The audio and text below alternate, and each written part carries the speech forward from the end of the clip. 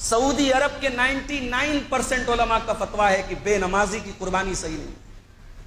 ہم لوگ بیان کریں گے تو بوال ہو جائے گا, بوال ہو جائے گا بھائی صاحب. علماء کا فتویٰ ہے کہ جو بے نمازی ہے اس کی قربانی نہیں ہے, اس کی قربانی قبول ہی نہیں ہوگی. آج ہماری اکثریت کا حال کیا ہے؟ اتنا مبارک عشرہ چل رہا ہے, یعنی علماء کہتے ہیں کہ سال کے 360 دنوں میں یہ جو 10 دن ہیں, ذی الحجہ کا چاند نکلنے سے لے کر کے بقرعید والے دن تک, یہ 10 دن سال کے سب سے بہترین 10 دن. رمضان کا مہینہ بھی ان 10 دنوں کا مقابلہ نہیں کر سکتا, معاف کیجیے. رمضان کے آخری عشرے کی 10 راتوں کی فضیلت ہے, لیکن دن یہ 10 افضل ہے. اللہ کے نبی کی بڑی واضح حدیث ہے کہ ان 10 دنوں کی نیکی, ان 10 دنوں کی عبادت سال کے کسی اور دن میں کی جانے والی عبادت ان 10 دنوں کی عبادت کا مقابلہ نہیں کر سکتی. اب ذرا آپ جا کے دیکھ لیجئے میرے بھائی کہ ہمارا ان 10 دنوں میں ہمارا حال کیا ہے. 9 ذی الحجہ کی تاریخ, عرفہ کا دن. اللہ کے نبی فرماتے کہ عرفہ کے دن کا روزہ, ایک روزہ رکھنے سے 2 سال کے گناہ مٹ جاتے ہیں. اللہ تعالیٰ انعام بانٹ رہا ہے اور ہم لینے کے لیے تیار نہیں. کتنے مسلمان ہیں جو عرفہ کے روزے کے بارے میں جانتے ہی نہیں ہیں. 9 تاریخ کے لوگ بکرا منڈی میں بکرا خرید رہے ہوتے ہیں اور قربانی کی تیاریوں میں لگے رہتے ہیں. روزہ کون رکھتا ہے؟ بڑے گنے چنے لوگ روزہ رکھتے ہیں. اللہ کے واسطے ان 10 دنوں کی قدر کرو میرے بھائی, اور خاص طور سے عرفہ کا روزہ, 9 ذی الحجہ کا روزہ ضرور رہیں. اپنے اہل و عیال کے ساتھ ایک ماحول ایسا بنا دو لگے کہ رمضان کا مہینہ ہے. سارے گھر والوں کو سحری میں اٹھاؤ, پورا اہتمام کرو روزے کا, ایسا لگے کہ ہاں یہ اللہ کے رسول کا, یعنی اتنی فضیلت تو کسی روزے. 2 سال, 1 سال آئندہ اور 1 سال پچھلے 2 سال کے گناہ مٹ جاتے ہیں عرفہ کے روزے سے. تو قربانی کا جو مقصد ہے وہ آج ہم بھول گئے میرے بھائی. اللہ نے کہا فَلَهُ أَسْلِمُوا, اللہ کے فرما بردار بن جاؤ.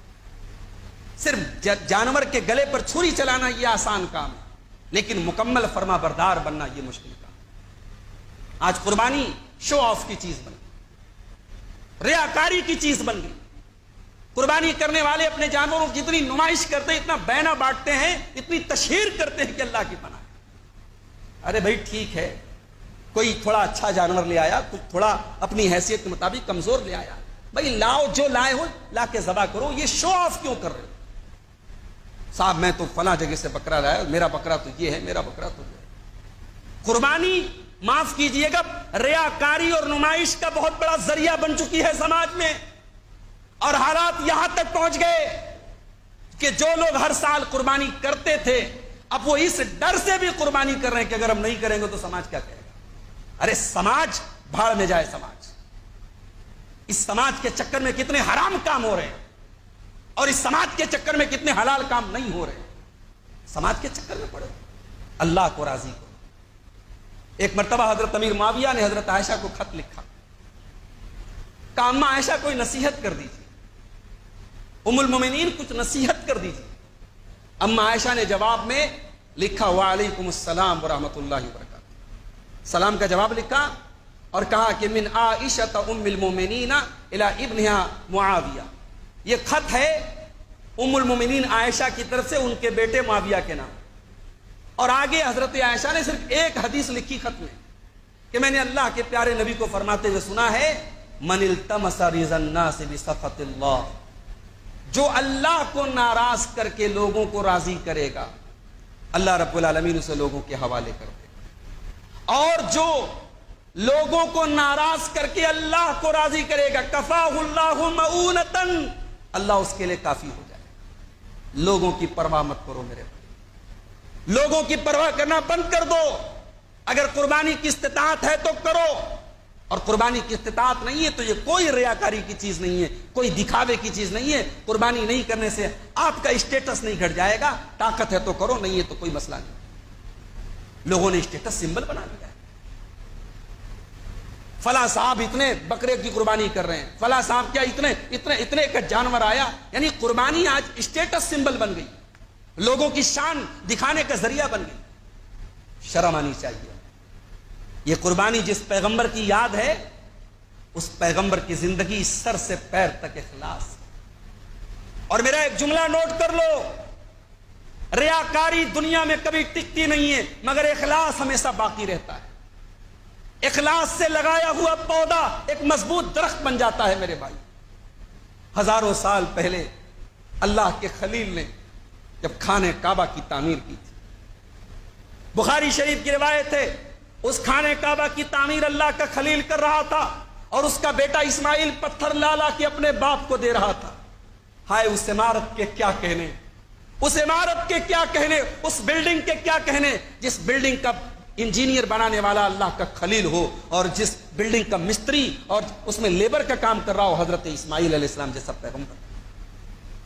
اور جب یہ دونوں باپ بیٹے خانہ کعبہ کو بنا رہے تھے، آج تو ہم مسجد میں 1000 روپے کا کام کرا دیں تو پورے محلے کو بتاتے ہیں صاحب ہم نے یہ کام کرایا، یہ ماربل ہم نے بچھوایا ہے، یہ پینٹ ہم نے کروایا، یہ پنکھا ہم نے لگوایا ہے۔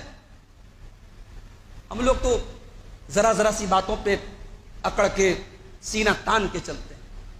یہ اللہ کے دو پیغمبر ہیں اور اللہ کا گھر بنا رہے ہیں، خانہ کعبہ بنا رہے ہیں، ایک ایسا گھر بنا رہے ہیں جس کو بیت اللہ کہا جاتا ہے، اللہ کا گھر کہا جاتا ہے۔ اور اس خانہ کعبہ کو بنانے کے ٹائم ان کی زبان پر کوئی ریاکاری نہیں ہے، کوئی دکھاوا نہیں ہے، کوئی نمائش نہیں ہے، بلکہ بڑے درد کے ساتھ کہہ رہے ہیں ربنا تقبل منا انک انت السمیع العلیم، پروردگار ہمارے اس عمل کو تو قبول فرما لے، تو تو دلوں کا حال جاننے والا ہے، تو تو فریادوں کو سننے والا ہے۔ یعنی اس بات کی فکر ہے کہ اے اللہ ہمارا یہ عمل قبول کر لے۔ اور اللہ نے کیسے قبول کیا میرے بھائی؟ جس پتھر پہ کھڑے تھے حضرت ابراہیم علیہ السلام، اس پتھر پہ ابراہیم کے قدموں کے نشان بن گئے، اور اللہ نے قیامت تک کے مسلمانوں کو حکم دیا وَاتَّخِذُوا مِن مَّقَامِ إِبْرَاهِيمَ مُصَلًّى،